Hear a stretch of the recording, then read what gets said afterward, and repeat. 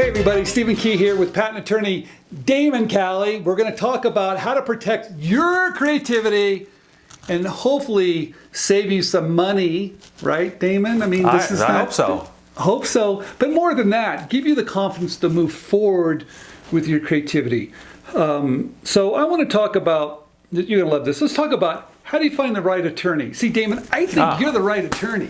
Well, okay? Then the answer is just give me a call. That's how that works. Okay, I guess we can just shut this one down. Here, let me turn this off. You guys, you know what's important? And Damon, help people understand this.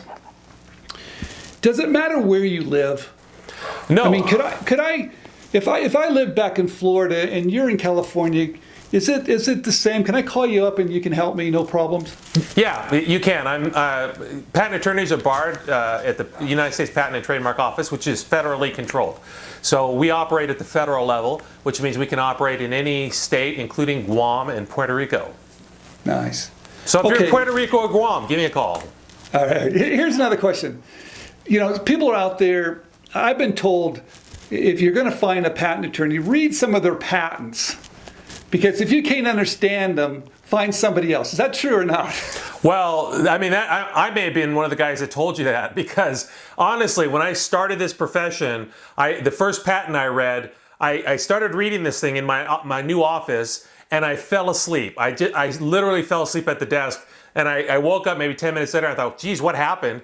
And so I started reading again, and I fell asleep again. It was horrible, and it was just work to try to get through that. I decided right then that I was going to write patents that people could actually read and understand, and maybe try to remove some of the mystery around it. So I think that's true. I think if you can't understand what your patent attorney writes, then I don't see the point.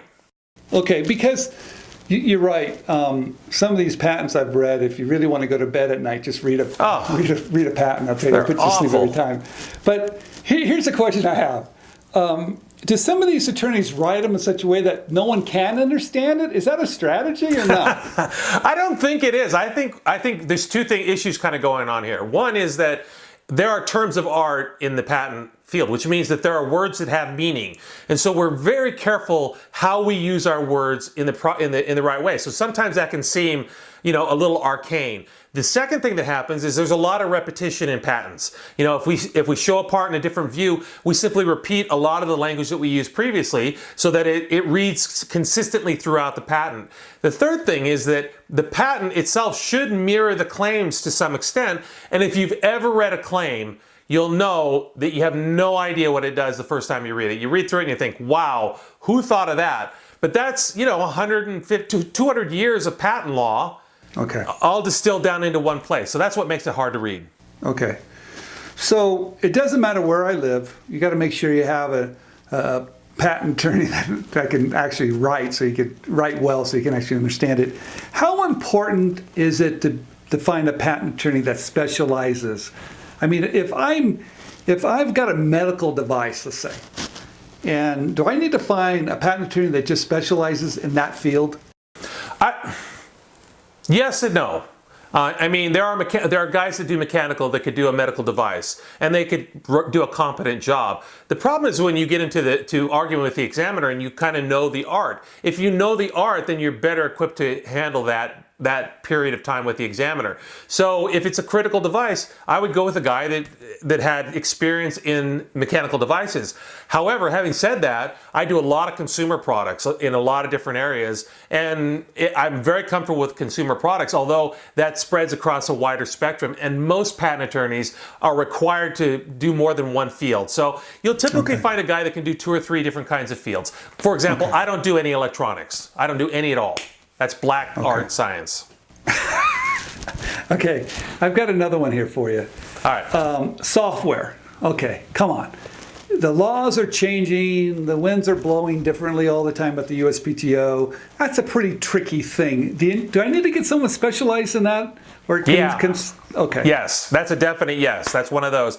I would say software. I would say chemical, like genetic stuff. You got to get an expert. Electronic components. You got to get an expert. Kind of the mechanical stuff. Lots of different people, or consumer products. A lot of different guys can do that. But software changing so much. There's so much law. We could spend 7 segments on this and bore your listeners to tears with the kind of stuff that's kind of going on right now. So yeah, okay. Really changing fast. Okay, so when it comes to consumer products, that's your field. You can ace that in a heartbeat. Yeah, I do that. Okay, perfect. Love it. You guys, so here's the message here. Look at what you have. Really simple. If you need someone that's really specialized, then you find that person. And it doesn't matter where you live. You can pick and choose, whatever. Damon, should I pick a big firm or a small firm? Here's a good question. I mean, what am I going to get? Well, I think it depends on what you're doing. Like, for example, you, Stephen, have a big firm representing you, but you've had a lot of conflict. You've had some litigation. You've had, things go south on you. It's been tough. You've had a tough road. Thanks for bringing that up, Damon. Oh. Thanks for bringing that up. But you've been wildly successful, right? But you need a big firm if you're going to go to battle. You've got to have a big firm.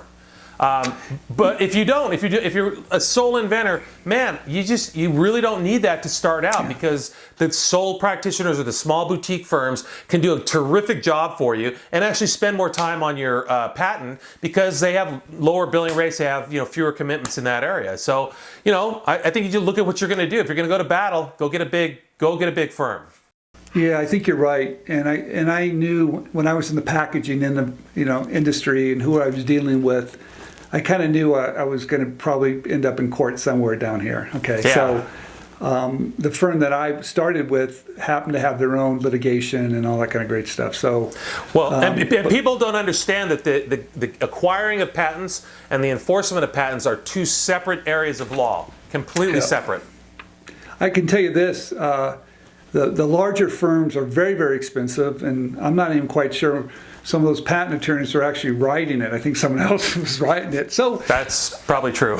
Yeah. So there's some really good things and other things you just have to write. You have to question. But I think Damon's absolutely right. If you've got consumer products, and that's going to be going in and out, and you don't think you're ever going to be in court, and hopefully you're not, I would definitely go with an individual. No doubt about it. Plus, they're going to know you, and they're going to work on. And the guy that's working on it, right? I mean, okay. Well, here's the thing, Stephen. Here's my number one criteria for selecting an attorney, and I've had attorneys too. I've had a variety of actions that happened that I needed attorneys. I call them up on the phone and talk to them, and if I can't talk to them like a human being and make them understand, and they can repeat back to me what I've said or know that they understand me, they're gone.